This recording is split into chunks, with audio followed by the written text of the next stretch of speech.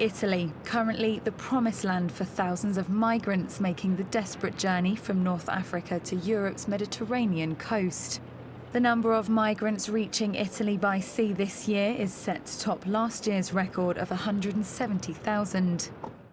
According to the country's Coast Guard, more than 10,000 people have arrived from Libya since last weekend alone. And the European Commission has said this week that the issue of migrants in the Mediterranean is set to worsen as summer approaches.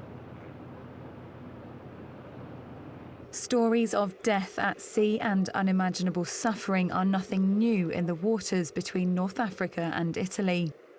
On Monday, about 400 migrants died in an attempt to reach the country from Libya, where their boat capsized. The boat was carrying about 550 migrants in total, but flipped about 24 hours after leaving the Libyan coast. Charity Save the Children said the survivors of the shipwreck were mostly sub-Saharan Africans, but no further details were available.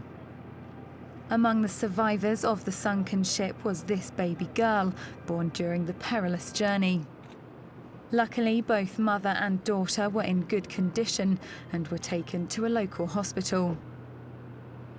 Before this incident, there had already been more than 500 deaths of migrants crossing the Mediterranean from Africa this year, up sharply from 47 in the same period of 2014. Italy has handled the largest number of migrant arrivals in the EU and is becoming increasingly alarmed about the breakdown of law and order in Libya, which is adding more and more pressure on the tackling of migrant flows. But why are migrants risking their lives to reach Italy?